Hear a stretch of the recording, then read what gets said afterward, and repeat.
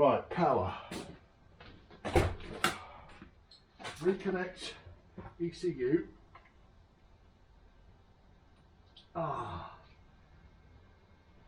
And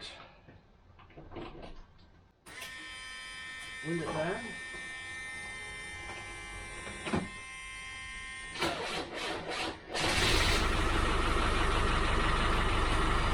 Right, charge battery.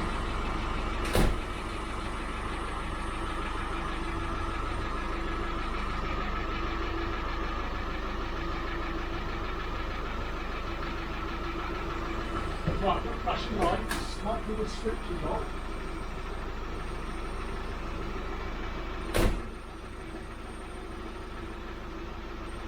Now we've just got flashing lights. Oh good. Right, so I need the software.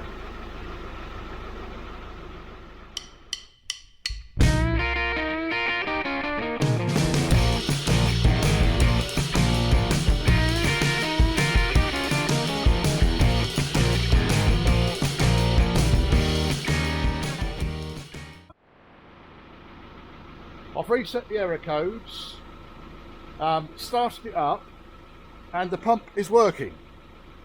So what we really need to do now is to see whether it raises or not.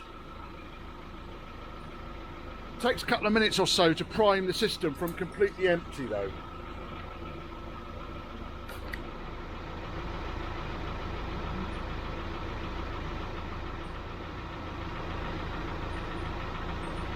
Taking sweet time though, isn't it? What I might do is just double check any faults on the system.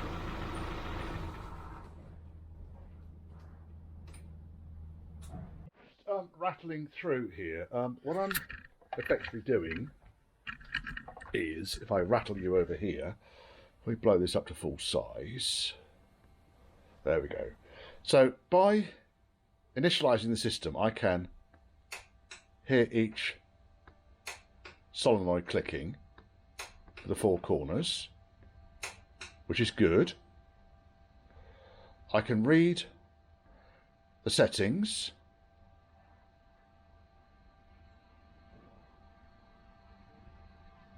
which is good. I've taken those already. I've got the heights, so a bump stop, bump stop, bump stop. That's got a socket because the bump stop's missing, which is why that's slightly higher. I can enable the pump. Pump on.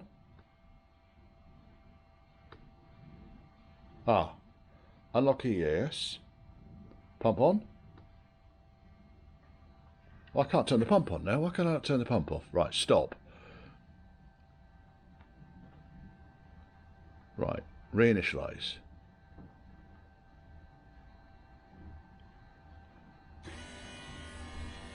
Not that pump. Pump's on. Okay, so pump's working. Faults.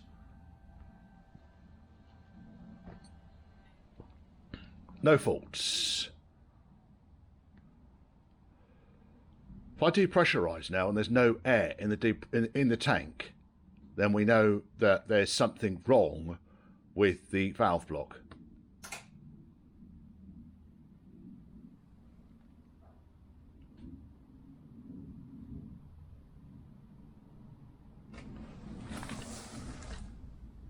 I can't hear anything. So that's not doing anything, is it? So even though we ran it all that time and the pump's working and we're not seeing any errors, there's something wrong in the valve block, which means that it's not pressurising.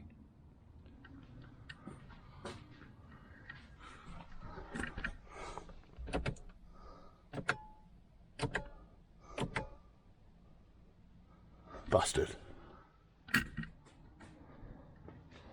Wait for that to finish. Right, so depressurised springs. There you go, we heard all the solenoids click there, didn't we?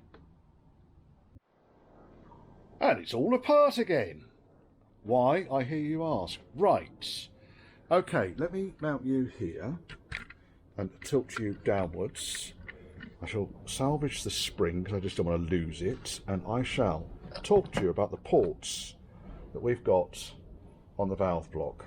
Okay, so the air comes in from the pump, goes out from this to the dryer, goes back in there. So in theory, when you're running it, if you take that pipe off and you run the pump, you should feel a fair good blast of air through there. And I'm feeling bugger all. So it's no way is it going to fill that, which is what goes to the reservoir, because again, took that pipe off there, barely anything coming out of it. So I thought, well, this is odd. So I took it all out.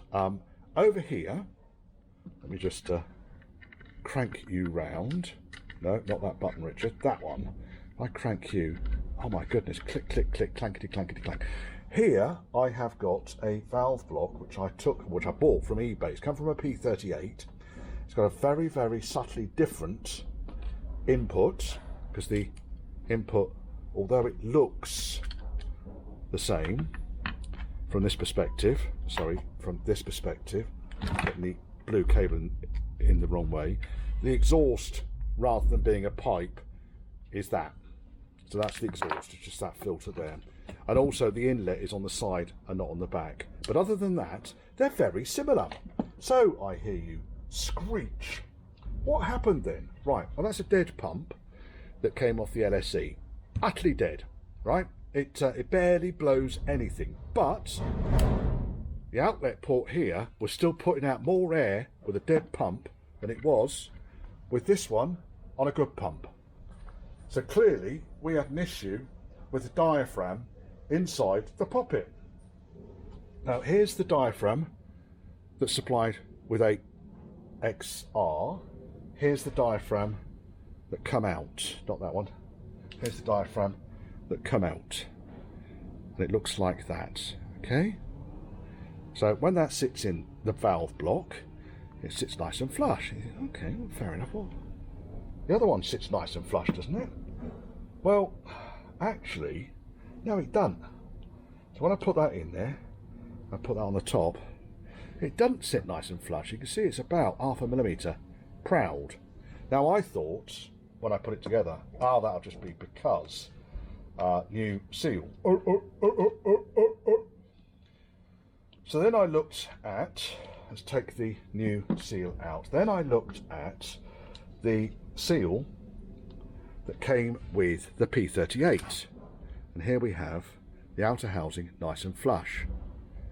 Okay, so we'll put this seal into this valve block. Nice and flush. Okay, so then these are a bit sticky to get out. I shouldn't keep wedging it in there, should I really? It's a bit silly, Richard. Come on, you bastard.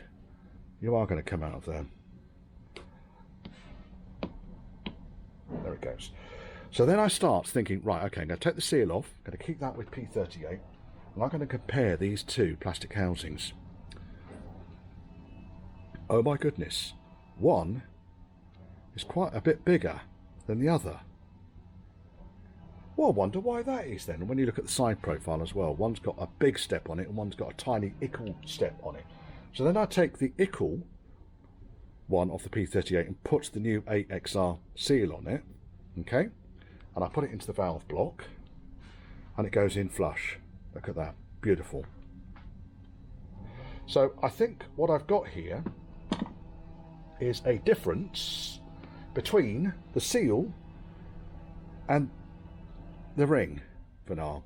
So what I'm actually going to do here is, well, what I could do here, the obvious thing to do here would be to take the cover from the P38, the new seal from the 8XR kit, pop those two together, brilliant, crusty, put it into the valve block, okay, pop the spring in there.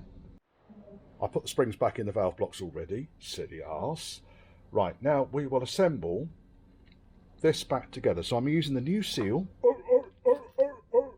I'm using the plastic packing piece from the P38 pump and the original valve block and everything else. So let's see if this now fixes my problem, because it wants to. It really fucking wants to.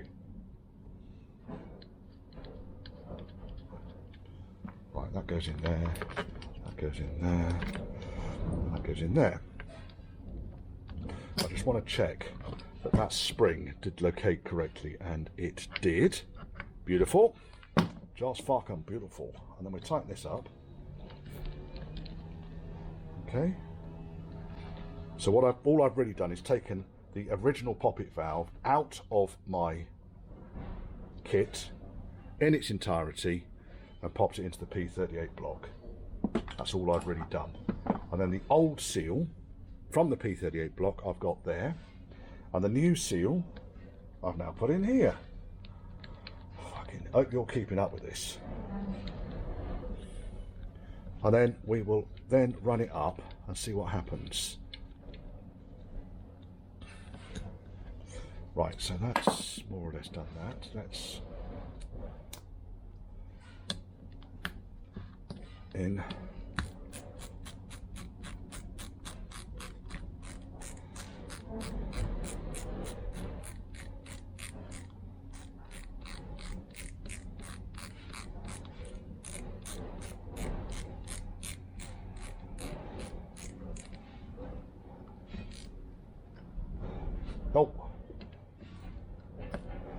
Oh, I haven't thread locked these in yet. If this works, then I will thread lock the seals in. Arf. Now let's just pop all this lot here out of the way. Bring the box back. Attach the pipe to the pump. Rotate the valve block over so I can look at the useful side of it. There we go. And we just want to nip that up. I don't want to be shorting any of these electrics out, so I'll do it like that. So really all I'm doing now is when I operate the pump, I want to feel a fair gust coming out of there. So I shall connect up the earth, and then I shall connect up the live. Yeah, I mean, it's hard work to put my finger on it. So that'll be what it was. Wrong seal, Blackadder. Wrong seal. Fuck's sake. Anyway, we learned something new today, didn't we, folks? We learned something new. So when you put these things together and it doesn't quite line up how you expected it to, there's going to be a reason. And you need to investigate that reason before you lose all hope. Right, so I'm going to thread lock these, I'm going to rebuild the valve block, I'm going to put it back on the car, and we'll test again. Gonna work.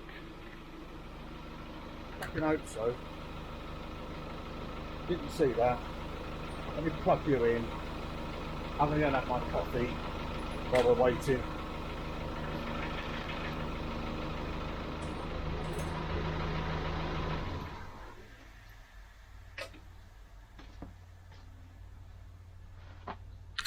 The problem I'm now getting is I'm getting a good supply of air from the pump through the diaphragm into the dryer, out the dryer and back into the valve block, and then I'm getting a rubbish airflow. Like barely any air is going then from, and I know it's a P38 block, don't get fucking excited. So the the pump goes straight into the blue line on the back here. It's on the side on the Classic. It comes out of port 7, goes to the dryer, comes back from the dryer, goes into port 5. Okay? Then port 6 is what is the outlet which goes off to the reservoir. Take the pipe off the reservoir, and there's barely any air going through to it. So somewhere between this inlet here, that outlet there, but not on the pipe, so it's not the supply, is something inside the valve block has failed between these two. Okay? So my next test is going to be using this block here, this connector. I'm going to see if I can get any of these solenoids to click. So I've been looking down here, and we've got green and white, green and yellow, yellow. So it looks like there's a red feed to all of these, apart from not that red feed there, because that's the pressure switch. And that took me on to another thing, actually. The other thing I was thinking was, what if the pressure switch has failed? The pressure switch sits if I go back, there's a rather nice schematic in here where the filter, pump, number 3 is the air dryer, then the air goes via 6, which is the pressure relief valve. That's the same as on the Classic. Then it goes to 4, which is the air spring solenoid valves, and then to 5, which is the air springs. Sorry, no, wrong one. It goes to 4, which is the reservoir, 5 is the pressure switch. So the pressure switch will pass information back when we look at the wiring diagram, and we find now the pressure switch, 18, which is there. So it comes on this slate and red wire, goes through 19, which is a 1k ohm resistor, which I think is that chappy right there. That's a slate and something, isn't it? Slate and red, and then goes back to a black by the looks of things. I don't know if that's the right resistor. I need to just double check. Also, bear in mind we're running a soft dash here, so I might have to open up the manual on that. It's all fucking day on this thing so far. And then goes to 18, which is the pressure switch. So I'm going to measure whether this pressure switch is open or closed circuit at rest, and then measure that one to see if it's at closed or at rest. And I'll be back.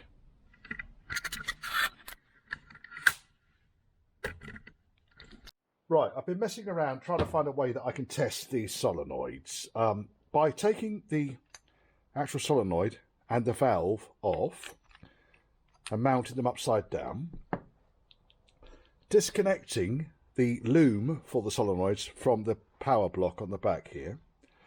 I can then work out which wires go to which. So bearing in mind a solenoid needs a supply and an earth, in theory all we've got to do is provide... That one's working, I would suggest. So I'm going to have to take the valve block off the car again. Before I did that, I just wanted to double check the resistance here, but the resistor's built into the loom. So what I'm going to do is I'm going to go to pin 13 and I'm going to go to pin 86 on the delayed turn-off relay, which will be a slate and red wire going to pin 13. I don't care what colour it is, because when I looked at the back of this diagram here, it tells me pin 13 is along here. So 18, 17, 16, 15, 14, 13! There it is. So I'm going to go and test the resistance on there. I'm looking for 1k in resistance that's going to the pressure switch. Now, the pressure switch is behaving in the same way as this one does. So I'm going to assume the pressure switch is okay. The item down here, which I found a little earlier on, this chappy here, which I thought was a resistor, is actually, because there's a spare one there, is actually the automatic versus manual gearbox selector. And that is the same as my spare EAS loom, which is over there. So I've got no indication as to which is which, but I'm going to leave it at that because that's how the car was supplied. Right, and then down here is one of the relays, so I need to undo these two screws in order to gain access to that. Almost getting fed up today with this, but we're getting there. It's hard work, it really is. But at least now I've got a reliable way in which I can test. And bear in mind, this is a P38 block. I've got a reliable way in which I can test each of these solenoids. Then the only other thing I want to double check, because I've got no real faith that someone hasn't been through the valve block that's on the car already, taken the whole damn thing apart, lobbed it back together again, and not actually really kind of followed any of the taking it apart considerations. The reason I say that is these solenoids or these valves have different numbers on them, and I noticed here that this one, where's my small screwdriver? There it is. I could fit a small screwdriver in the centre hole here and push the plunger open, The one that's underneath number 5 has a much smaller hole in the middle there. So it's obviously restricting the airflow, but the airflow on this one is set at the maximum. Now, if someone's ripped it all apart and swapped these two relays, sorry, these two valves up over, then that might then cause the problem with maximum air going into that one and not that one. I don't know. You tell me. Something's happened. I'm just trying to figure out what. So the other thing I wanted to check under here is the non-return valves and see if I can work out which way round they go. Now, again, when I took the valve block apart that's on the car, I put them back exactly the same way. Doesn't actually mean it's right, does it? You know that. I know that. Right. So in this particular case, here you can see the non-return valves. That one is pointing with the tip that way. These two are pointing with the tip this way. Okay? So that's what I'll need to just double check the next time I take this blessed valve block out. Oh dear. It's going to go together. It really is. It's going to work. I think the problem is more mechanical than electrical. And the main reason for that, you see that when I take that off there, you can see that one's pointing towards the valve block and the other two are pointing away. So let me just position this back together again, because this one is working, or has worked. Very much my test rig at the moment, because it's easier to prove a theory on this than it is to grovel around in the dust and the dirt on the floor and prove a theory on the one that's bolted underneath the floor on the customer's car. But, yes. Now, the other thing, of course, that is a consideration here is this power block on the back here. And I want to see if there are different part numbers for the power block. You remember in an earlier episode there was a burn mark on the bottom of the valve block near this, but there was no evidence of a burn mark on this. So what I need to establish is whether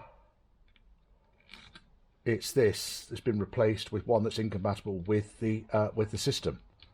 I don't know how many different part numbers there are. I don't know, you know, anything about it, but we will find out. The other thing I want to try and establish is which of these two ports is the inlet, which one's the outlet that goes to this. Okay? Because when I look at this, it's got a nice big hole in the middle. In fact, if I take it apart using this screwdriver, because they're ever so easy to get apart these things, and it is literally just a machine. It's not to be frightened of. Cover comes off, valve comes out, and you can see the hulking great hole in the bottom there. And then you can see the two parts to the solenoid. Okay? That's all there is to it. Just push that back on there.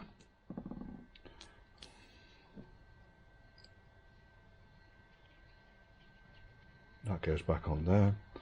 That goes back on there. And then I can test it works by popping it into a solenoid. That's the electromagnet. And I get hold of this and I put that into one of the connections. And this connector is the one that has connections to all of the solenoids. So in theory, and I'm going to assume that these are done in pairs, now that I've done this once, I could probably go along and check all the solenoids. Ready?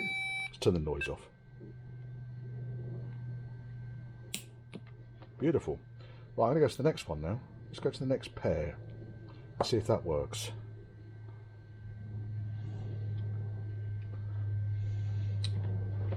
Come here, you bastard.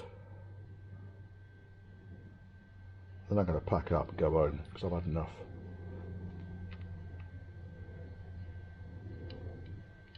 Nothing.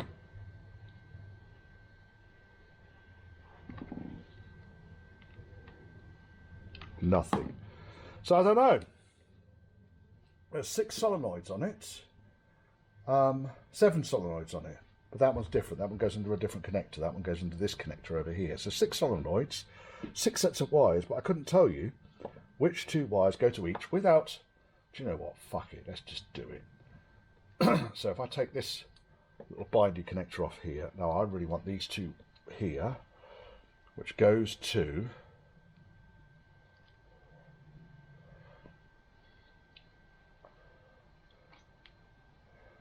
those 2 there.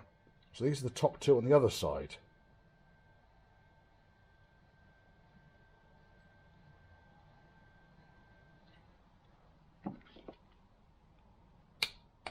Click. Then we've got these 2 here, which go down to... Ah! Bastard. They go vertical. So when I do that on there, I then click,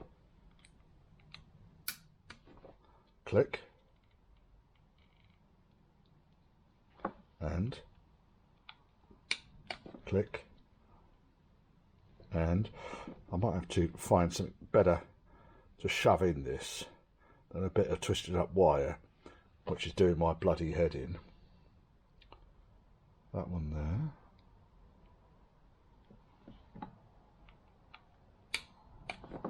Nice solid clunk. And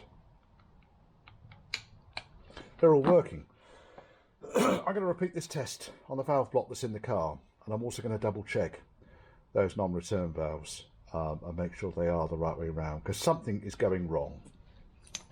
Something is definitely wrong with the setup that's on the car, and it's going to be silly. It will be something silly, because the amount of air that's going into this port and not coming out of that port is silly.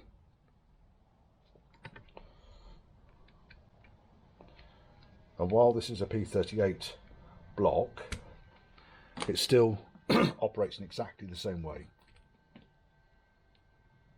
Right, I'm just going to pop this together and I am going to go home, because I've had enough. It is 10 to 7 in the world.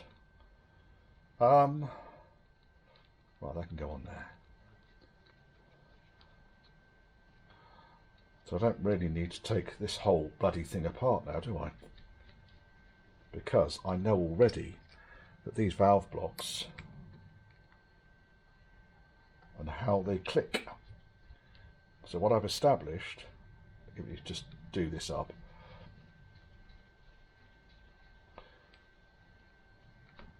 is that on the connector that's got all the black wires going into it,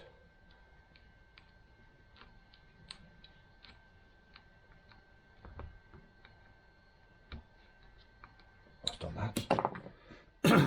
At the top, where the clip is, you've got these 2 and those 2 a repair. Then turn it through 90 degrees, you've got those 2 a repair, those 2 a repair, those 2 a repair, and those 2 a repair. That makes sense, doesn't it? I hope so. It might be different on yours, I don't know. Might be, might not. On this one, if I put that back into there, which is the first solenoid I tested, and go to this port here. Now, in theory, we should be able to test this one as well. Right, this has got spades on it. So let me just go into here. If I push, I've just created these little mini loom thing here, just to push onto the terminals.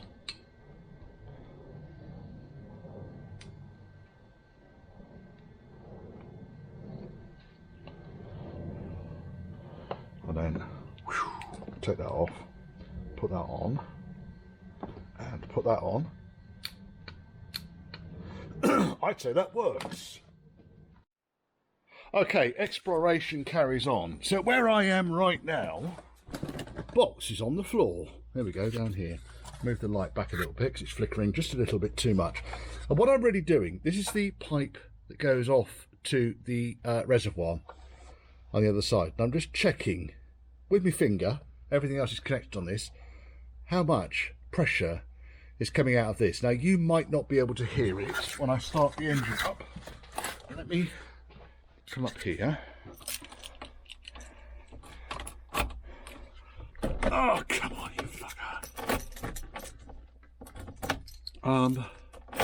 When I start the engine up, oh, would you fucking Adam and Eve it? Key won't go in now. Right, here we go. Okay, start. Single light. Pump. You can hear down here.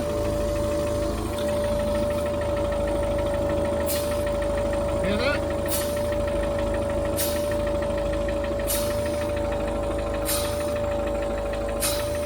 Put a reasonable amount of pressure out.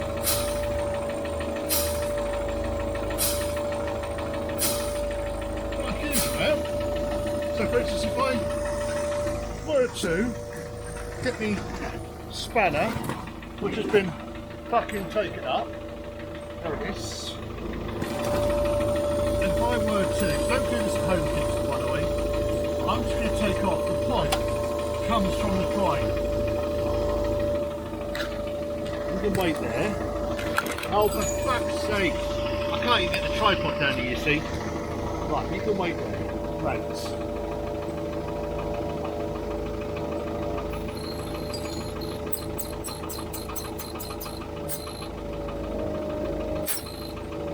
Get that? Getting that?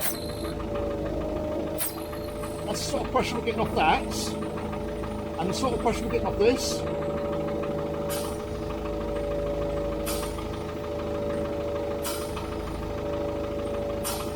Right. Now, what I'm going to do next is, I'm running off a slave ECU at the moment as well, by the way, because I could not get the original ECU in the car working just now. And I don't know why. I suspect we're having a number of issues here. Sorry, that wasn't very helpful, was it, Richard? I could do with a chest cam or something, couldn't I, really? Right, let's put the cable in. Plug the cable into laptop. And where are we? Right, okay. I'm going to initialize. Oh, it's failed. Let's go to COM6 again. It's obviously cleared itself. Right, initialize. Now on this ECU, once it's connected, it does this. And I think that's just down to sensors leveling. But then it stopped communicating. Stop. Close down. Oh.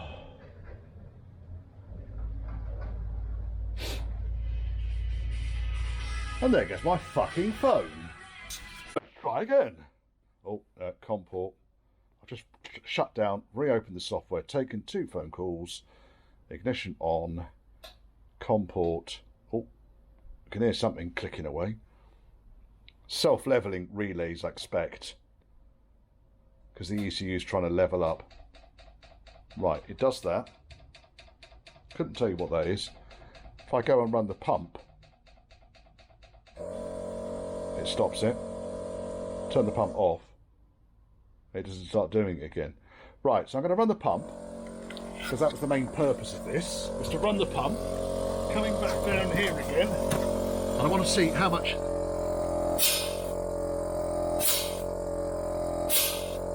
What do you reckon, more or less? I reckon there's a lot more air coming out of that now. So, I mean, listen to it. I know you haven't got the engine running now. It's actually blowing my finger off. This is how much pressure there is under there. So under test conditions, this valve block is running a lot better than it is when it's running under the ECU. So what the fuck is going on?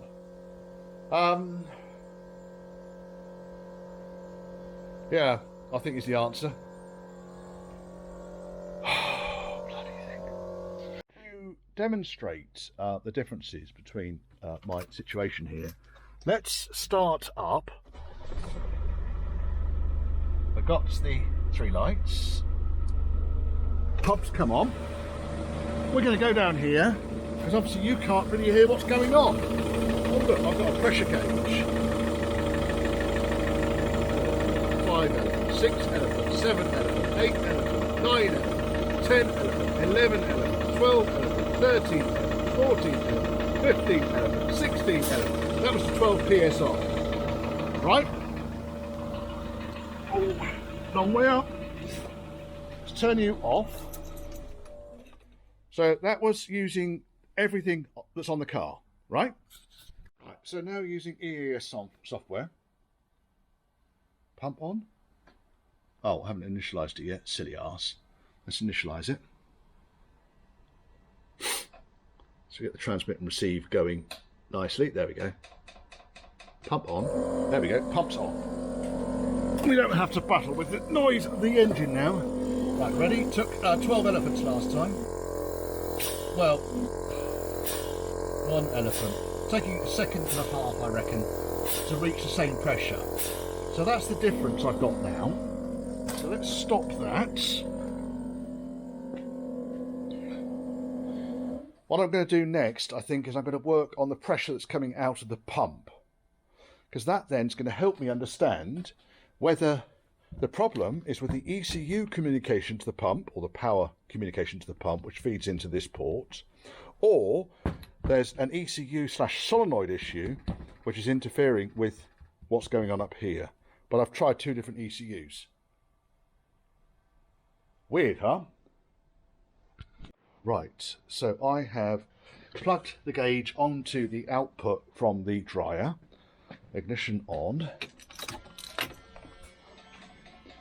Initialize. And pump on. And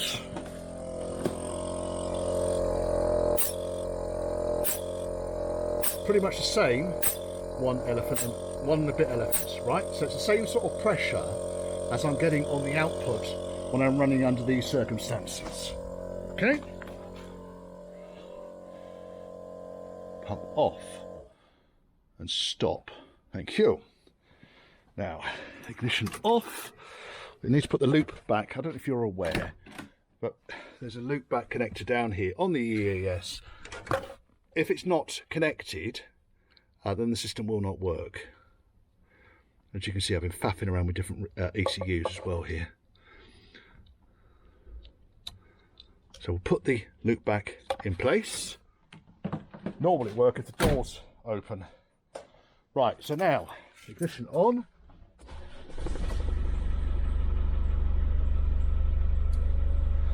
And we're pumping. And we're down.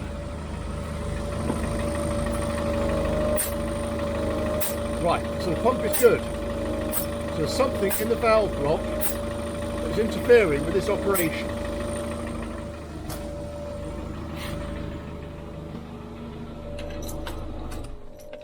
So what could be interfering? Valve block, as I've taken it off. So everything's just kind of been thrown in here at the moment. There's my dryer with the pressure gauge attached to it. All I really want to do is take this out, put that in. Should be. Should fit. I mean, obviously it's not a long-term solution here. I've literally just taken that valve block out.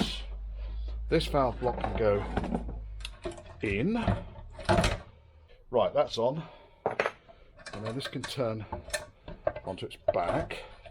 I'll need the plug. That can rest up there. That can go into there. And all I want is the pump. I just want the pressure valve here. So let me go and connect this up underneath the vehicle. Right, so here we go.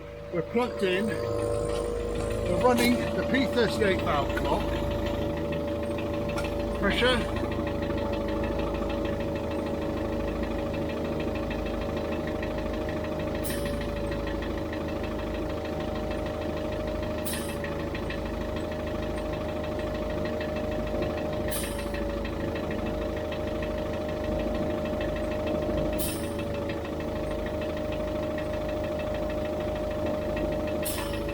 It's quicker.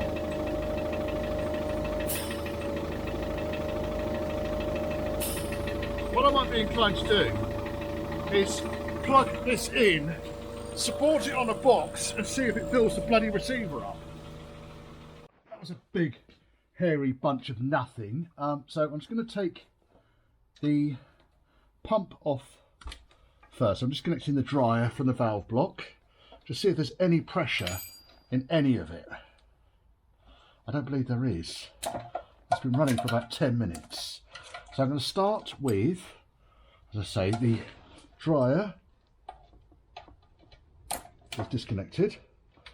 So dryer can come out. And then we've got the blue. No. Red. Now why would red have air in it? Yellow.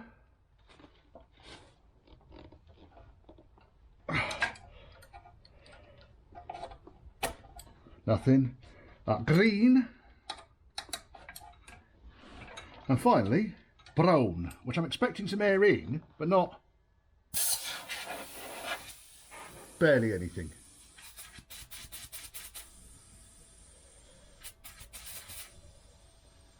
So this is going to come out now, because this is displaying no different a situation to the valve block that I had in here before.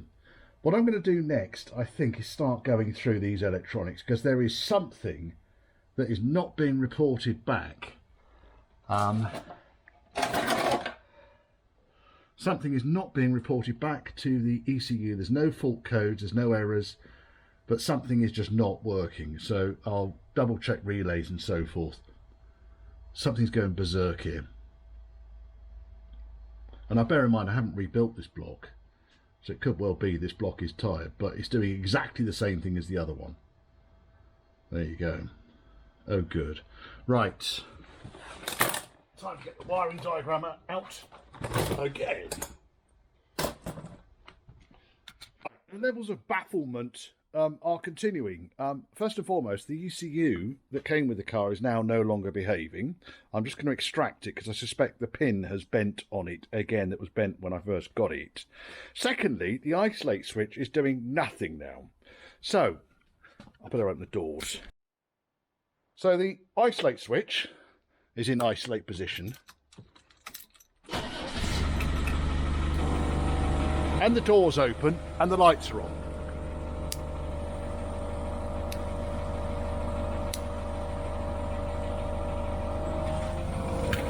I genuinely thought this chappie should only work. So there's something very, very odd going on here.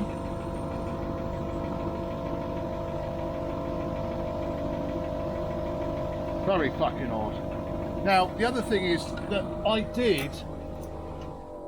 Turn you off for a minute. I did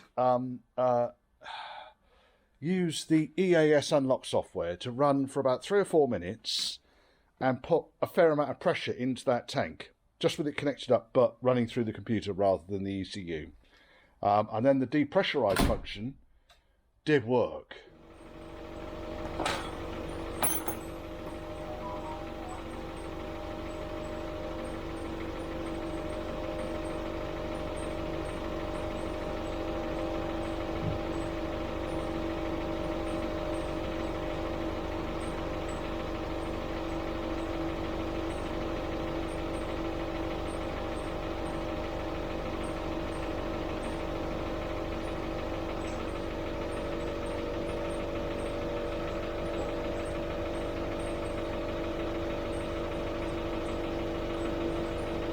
Fucking hell.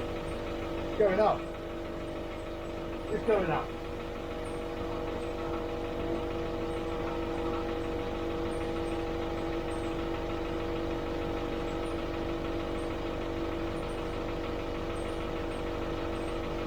corner's not going to do.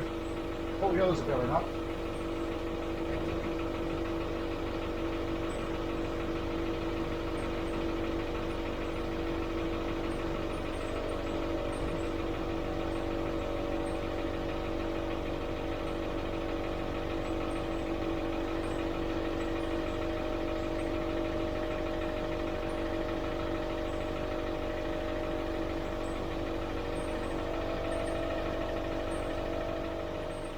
That's normal.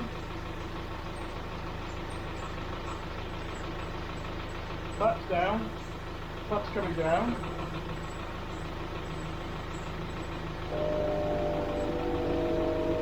Now, if I open the door, just stay where it is. We got air suspension. Fuck yeah.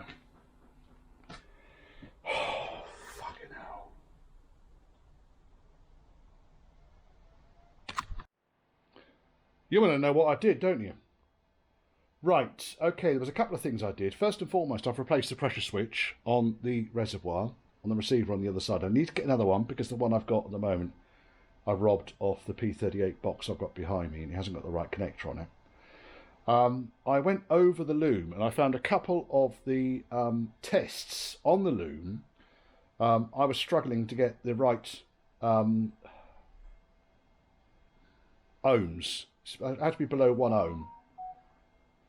And resistance. Brain's just not working. I'm fried. Absolutely fried. So I was getting the wrong resistance. I found there is a bunch. There's a bundle of earth wires. There's only one earth wire and it goes to over there, which is E304. However, where the loom goes down here, there's a big bundle of earth wires. I've probably got it in the other loom, which is over there somewhere. I re-crimped that. So just squashed it with a pair of pliers. That then got the pump working properly and the valve block working properly.